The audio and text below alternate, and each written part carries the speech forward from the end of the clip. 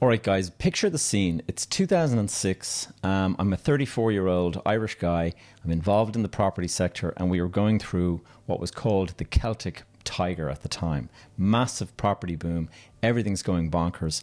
And I've got a load of balls in the air. I'm juggling multiple deals, trying to keep all the kind of the show on the road, basically. And a really interesting commercial property comes up for sale. It's, for me at the time, big money, 1.25 million. Have to come up with a way to get that money because I didn't have it. And so I put a deposit down, and 6 weeks later, maybe 8 weeks later, I'm sitting on a €2.5 million profit. How did I do that? Well, that is one of the things I'm going to be talking about in today's episode. This week, I'm going over the best property deal that I ever did. So this is part of a kind of a series I'm doing on my first deal, my best deal, and my worst deal. And I brought the worst deal in because I want to balance things out. Don't want to give the wrong impression there and make you kind of feel like it, property sector is easy. It's just, click a switch and you're going to make lots of money. There's a lot of ups and downs in any career, I would say. And anyone who's currently going through, a boom, then I have to warn you that at some point there will be a bust. And if you're disciplined and if you kind of manage your affairs well, you'll be able to weather that storm. But a lot of people kind of got themselves into a lot of difficulty back in 2008. So that is what I'm going to be kind of covering today. Some of the hype of the Celtic Tiger is justified. Like, some of the deals that people were making were insane. And that's what I'm going to go over today. One of the most insane deals that I ever did. Now, in the last episode, I just want to kind of go back over the fact that I was talking about my first property that I ever bought, which was my home back in 1993 when I was in my kind of early 20s. And then I talked about buying my second property, which was my next home. Now, that wasn't actually strictly accurate. I was thinking about this, and actually there was a property, like there was an apartment, a one-bedroom apartment that I bought as an investment property in between that. It was around about 1998.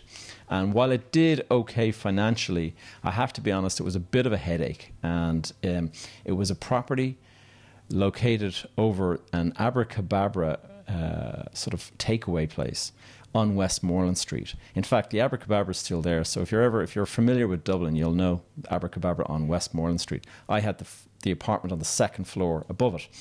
And the problem with buying the problem with buying any apartment over any takeaway place is you don't realize it at the time when you're going to buy it. But a couple of months after owning it, I realized there is a constant smell of oil fat from the deep fryers that they use in these places. And so that kind of permeates into everything. So that's one of the downsides. But the other downside of actually having a place right in the city centre, and the way the entrance door to this apartment building, there was a staircase and you went through a door, and the door is set back so that it doesn't get wet, and so that you can kind of have a door swing. But unfortunately, because of the homeless issue, and it was back in those days as well, the homelessness issue, there would be always a guy asleep in that doorway. And so if you've been out, for a meal or something like that, and you come back to the apartment kind of like 8 or 9 o'clock in the evening, you've got to ask this poor guy to kind of move so you can open the door of your apartment. And it wasn't always that he was there awake. You'd actually have to force the guy, move him over with the door. And so, difficult situation, not attractive to rent a place when it has that issue on a regular basis. And so, the long and short of it all is the property did okay. I think I had an annual rent of about 12% in terms of a yield. So it wasn't bad. And I held it for about 10 years, but it was around about 2012 or something like that, around about then that I sold it. And I would say the banks were kind of putting me under pressure at that stage. So I sold it in the recession. So I didn't do it particularly well on the sale. I think I made probably around the same amount that I paid for it in terms of the sale price. So it was mediocre at best. 12% yield for 10 years is pretty good. But there was a lot of headaches with that property. So I would say it wasn't particularly attractive. Anyway, let's get into, I'm going to go back a little bit. This is not a big deal. This is my first pivotal deal, we'll say. And, I've been talking about buying homes and stuff, but actually this is a development deal that I did. This was my first development deal. And it's when I realized what's possible in the property investment sector. And so about a year after I bought that apartment, and it was sort of sitting in my portfolio, we'll say, collecting rent and stuff, I came across this property in the west coast of Ireland. Now, let me just put this all into context. At the time, I was working as an architect, and I had just set up my own small little architectural practice. And what I was doing with that practice was, there wasn't much work, so I took the first job I could get, which was a domestic house extension for a couple living in Ranelagh at the time. And this was, like a typical, any couple, most people, they have a tight enough budget, and it's going to be, they want to extend their house, they want to do a nice job, but they're only going to be able to get so much from the bank, and therefore they're on a tight budget. And so they wanted to spend, they had like a cap of about 80,000 that they wanted to spend on this extension to their house. And my fee, an architect typically charges about 10% when you're in that kind of spend. And so that was my fee, 8,000. Now, as an architect working on that project, I think I spent maybe 10 months on that project. And it was pretty brutal. Like for 8 grand, 10 months, that's like 800 a month that you're working for. But this took up a lot of my time. And so it was, it was kind of an eye opener for me. Like this is architecture, woof, And at the same time, I stumbled upon this property in the west coast of Ireland. When I say stumbled upon, it was, the family, my family were from that area. And so there was kind of a bit of a history around the site and stuff. And so I was aware of it. And it was a 1 acre site on the main street of a town called Enniscrone, right in the middle of Sligo. And I was able to buy it for 25,000, and I had cash. So I just bought the property for 25,000 cash. Now, in my case, I was an architect, as you know. And so I decided, well, I'll roll up my sleeves and I'll go and get planning permission for this myself. So it took me about 2 months between getting the drawings, putting all the, assembling all the paperwork and stuff and submitting it. That was sent off. And then about 2 months later, you come back and they gave me a grant of planning permission. So suddenly I've gone from it being a 1 acre site with cows literally grazing on the land from the local farm. And now all of a sudden it's a site with planning for 4 houses that I've obtained and I own. So what do you do in that situation? Well, you have to figure out, what are you going to do? Are you going to sell the site? I wanted to be a developer. I always had that kind of ambition. And so I thought, no, I'm not going to sell the site. I'm simply going to go and I'm going to build the houses, and then I'm going to sell the houses. I'm going to make that my profit that way. So went to a local auctioneer, and obviously when you're doing this, you have to know what your inputs and your outputs are. So I wanted to know, what was the end value? If I built 4 houses, what were those 4 houses likely to be worth? So I went to a local auctioneer. I can remember his name was Philip McCumasky at the time, and I asked him, what would a house on about a quarter of an acre, what would it make in Enniscrone? And he gave me a kind of a sales price. And then I said, I need to go and get the cost of building these 4 houses. Do you know a local builder who could actually quote for the job? So he said, yeah, I know somebody. I'll go and have a chat with him, and I'll come back to you with some contact details or a number or whatever. So he went off. A couple of days later, he comes back to me and he says, Gavin, I spoke to the builder, but rather than build the properties for you, he wants to offer you, just to get out of the deal now and just take some money and basically walk away, and he'll build it himself. And this was an immediate turn off for me initially, because I was kind of thinking, are you kidding? I want to be the developer here. I want to learn. I need to do this project in order to learn how to develop. And I said, are you not going to give me a price for the construction? And he said, no, but I'll give you a price that he's going to pay you to actually buy the site off you. He'll give you 125,000. It's a ready to go site. Off, he'll just buy it and he'll start building straight away. So I kind of thought to myself, whoa, I bought this for 25 grand, and in the space of 3 or 4 months, I've turned it into 125 grand, like a 5x return. And so this blew my mind. I kind of thought to myself, whoa, like I have just been working the last 10 months for this couple on their house extension, and I'm earning 8,000 for all that work. And in half the time, if not even less than half the time, I've earned 100,000.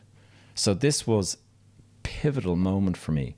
And it just made me kind of think, you know what, I'm getting out of architecture and I'm going fully into property investment and development. That's where, clearly that's where the economic rewards are compared to architecture. So it was very, very clear to me. Now, I have to kind of, when I go back and think about this, I remember the discussions around this because like I had set up my business and it was only like a year old or whatever, and suddenly here I am talking about pivoting and like closing it down essentially.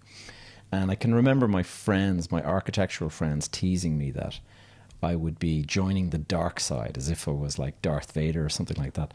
And but the other thing, I have to be honest, I did harbor a number of reservations about this pivot. And like, first of all, I have to tell you, the name of the company that I established at the time was called Galdivar. And people used to joke about it sounding like the name of some dinosaur, but Galdivar was Gallagher Development and Architecture. And so in my mind, I was a developer and an architect. Gallagher Development Architecture. And so that was playing in my mind. But there was two primary reasons why I was harboring these reservations. And the first was, it took me 6 years to get my degree in architecture, like 6 long, hard, slogging years of studying. Now, people kind of think you go off to college and it's a bit of a blast, like, you just drink your way through 6 years of not architecture. Architecture was really intense. A lot of long, basically having to do at least once a week. I was doing all-nighters to complete projects in time for the kind of handover. And so it was a very, very intensive course. And of course, when you look back on it and you kind of say to yourself, am I going to walk away from 6 years?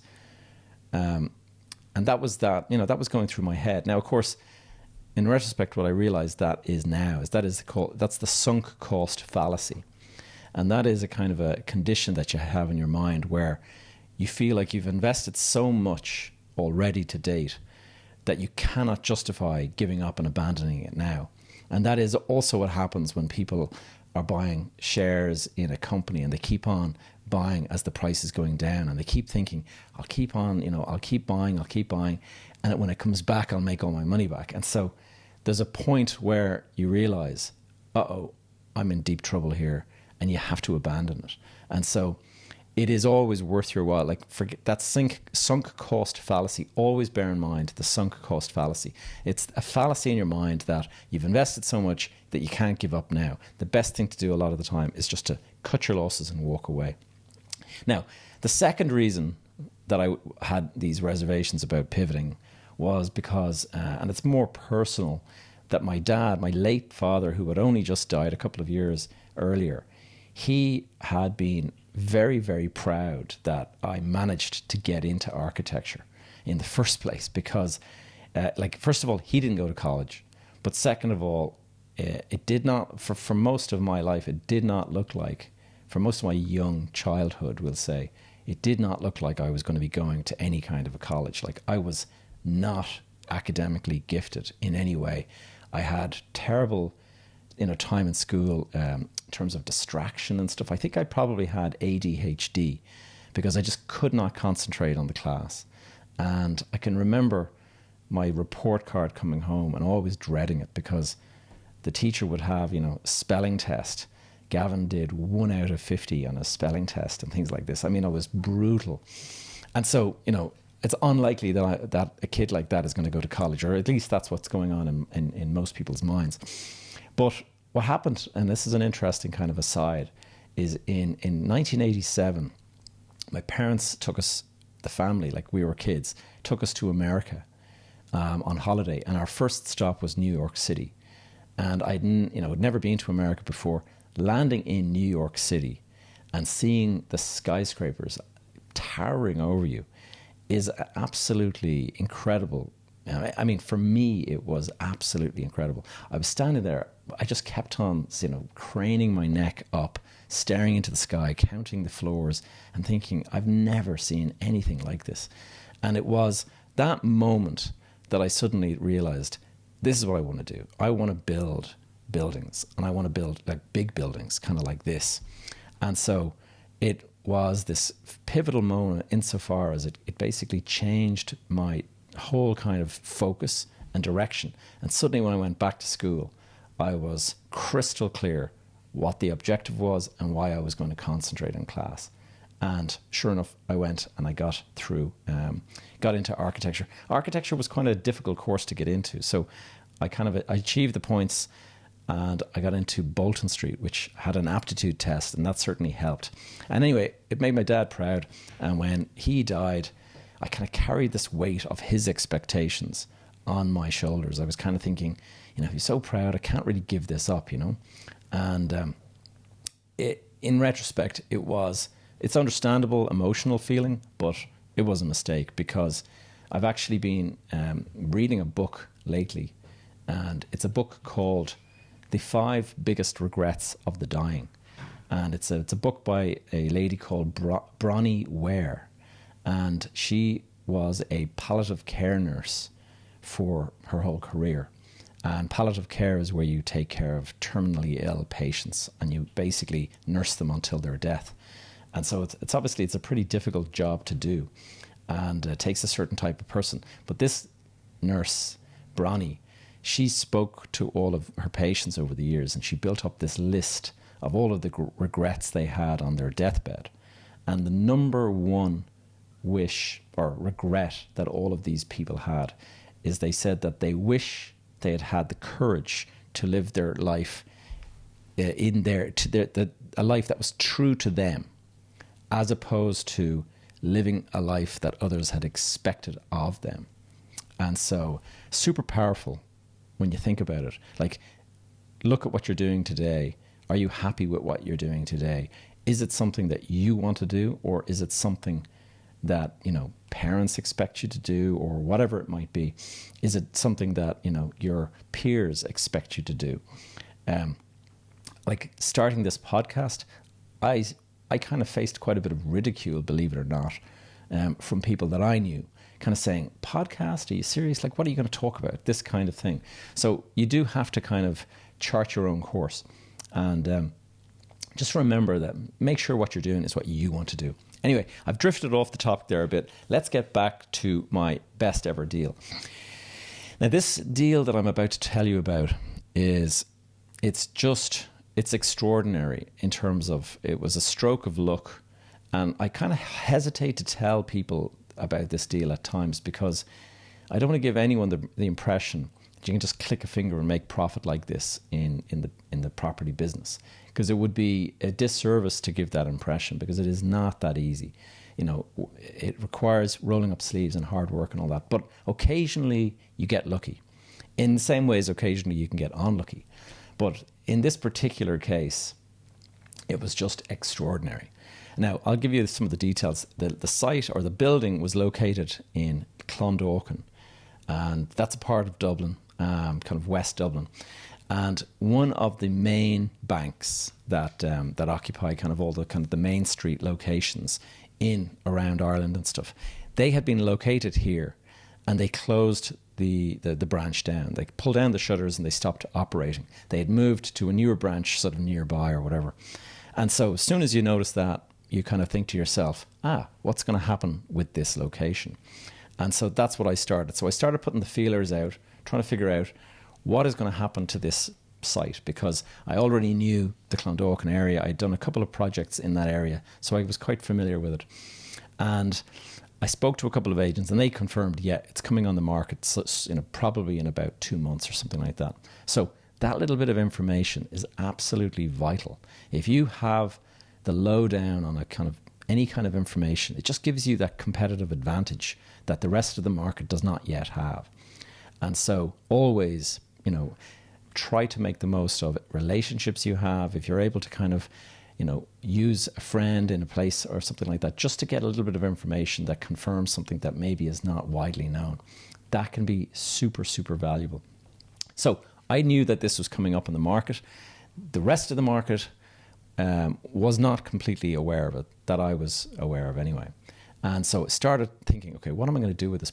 If I was to buy this, what would I do with it? So I got an architect on board and we started brainstorming the different configurations for that particular site. It was a very high profile site on a corner. And I thought, okay, what we could do is we could either convert the building or we can demolish the building and just do something new. And we spent a couple of weeks looking at all the different options, putting together plans. We thought to ourselves we might put a big, convenience store on the ground floor and then put something above that. Or we thought, what about a medical center? What if we were to put a pharmacy on the ground floor and then like a doctor's surgery or a dental surgery in the floor above? That would be something that could really be lucrative, So we thought about this, and we had a couple of weeks to obviously kind of do our numbers and stuff and figure out what would be the potential value if we were to demolish the building, build this new building, configure it that way, put in a pharmacy, put in the doctor and all that. What would be the rent? And if you got that rent, what would be the investment value of it? And then you deduct the cost of construction and all that kind of stuff. And you work out, and of course their site price, and you work out, that's how you work out what the site should cost you in terms of figuring out, is there going to be enough profit in the deal? So in this case, I worked it out that we could afford approximately 1 to 1.25 million for this property. And that would allow me scope to demolish the building, build something new, and have enough profit left over after paying for the site and stuff. When it eventually hit the market, like it was a couple of weeks later, as we kind of anticipated, they put it on the market, they advertised it, and a lot of people will see this and they'll kind of like say, oh yeah, we must go and have a look. But I was obviously ahead of the game. So I immediately, like that same week it went on the market, I lodged an offer of 950,000. So I knew that I could pay between 1 and 1.25, and I bid 950. And I did it really, really quickly because I just kind of thought, let's get to the front of the line. Let's be the first person to put the bid in so that you're kind of on the map, so to speak, or certainly on the radar. And anyway, as it turns out, there was already another bidder in the mix. And whenever that happens, I mean, I was thinking to myself, how is there already another guy on the market? Well, obviously he'd done his homework as well, or maybe he'd been tipped off by his agent or whatever. But I ended up bidding against this other person, and we were bidding, my 950, he bid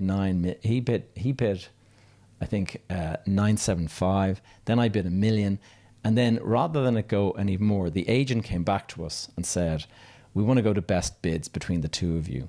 And so on Friday of this week, we want you to submit an offer in writing, and that will be, whatever the offer is, that will be the bid, and the winner will take the property. So I went and put together a bid for this, and I bid, I said my offer would be, you have to draw up a letter and all this. In my letter I said, my offer is 1.05 million. However, with the proviso that should another bid come in higher than that, I'm willing to pay 5,000 more than the highest bid, up to a max cap of 1.25 million. Now, sounds complicated, but basically meant I was capping out my offer at 1.25, but I was trying to get it at the lower price if it was possible.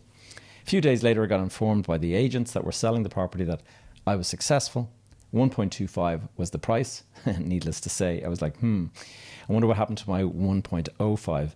But sure enough, I'm the winner. So happy days. I'm delighted. This was around about the end of November in 2006. So we're heading towards Christmas, and I'm thinking, geez, where am I going to get this money from now? Like initially you're kind of thinking, yay, we won it. Next minute you're thinking, now, panic stations. Like, where am I going to get 1.25 million? I barely had the initial deposit to put it down. So this was going to be a bit of a struggle.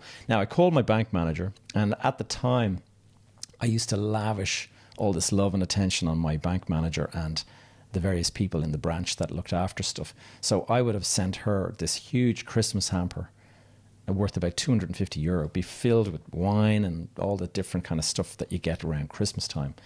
And so it'd be a huge hamper. So you'd feel very special if you got this kind of hamper. And so I was kind of seeing, in her eyes, I was this special customer, we'll say. And I kind of said, look, I can barely put this deposit together. Like, I'm actually going to need to dip into my overdraft to actually fund this. But the bigger problem is that I'm going to need the full 1.25 in a couple of weeks' time. Can you give me that? And her answer, no problem, Gavin. And that's the way it was back in 2006, 2007. That's probably one of the reasons why the banks ended up in the difficulty they were. They were very, very easy at giving out money. They knew that, you had various other assets in their, under their kind of control, and therefore they were quite comfortable to give it away. So 1.25, literally as easy as that. Yeah, no problem. We'll get the letter of offer over to you. So I would say hardly a penny of my own money went into this deal.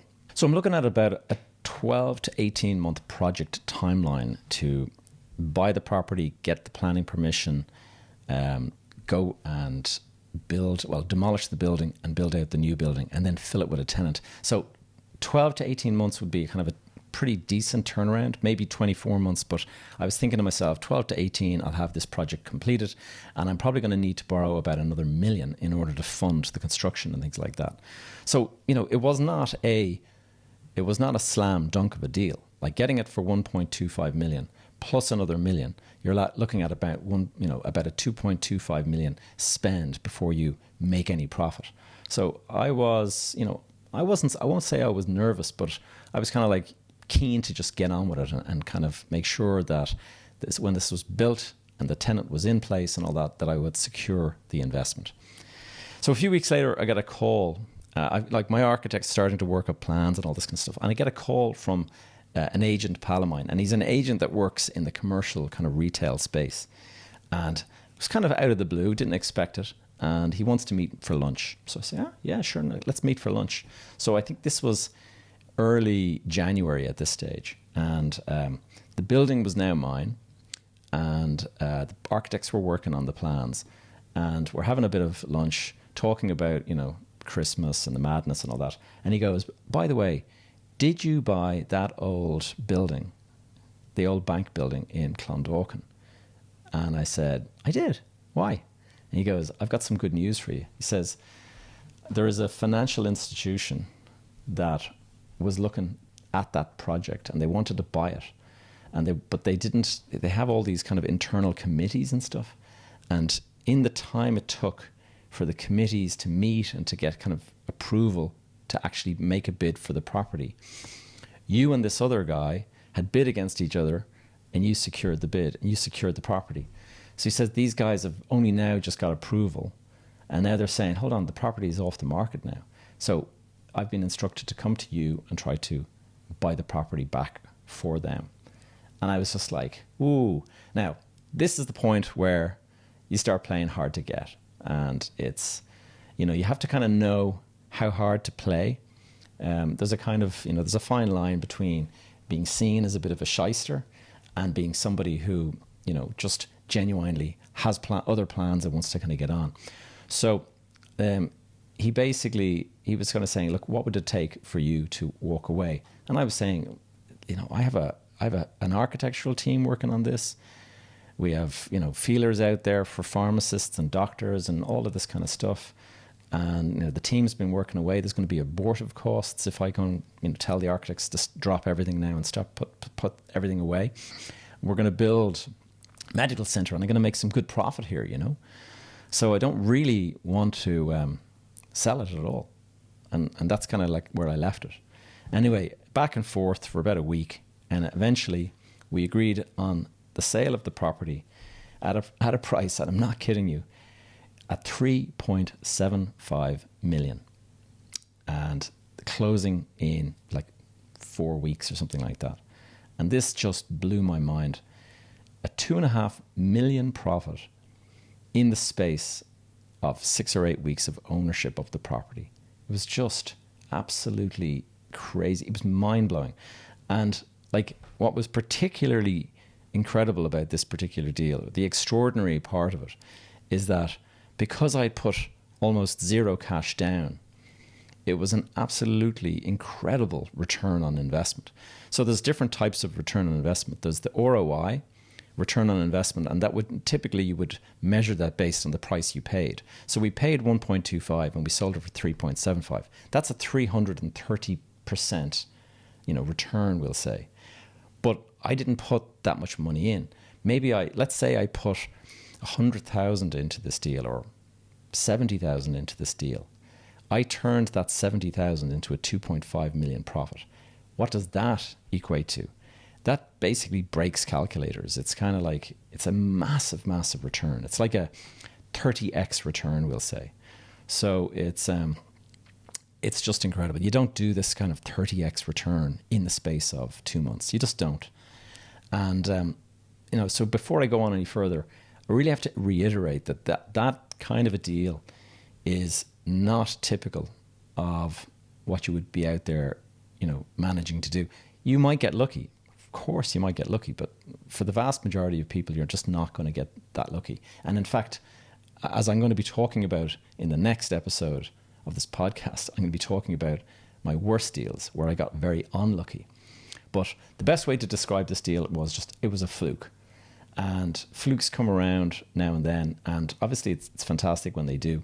But I'm really curious to know, like, what do you think of this story? Like, leave a comment down below. Let me know, does this sound like, is this something that you've managed to achieve yourself before? Have you had that kind of a fluke where somebody just comes out of the woodwork and pays you like twice what you've paid?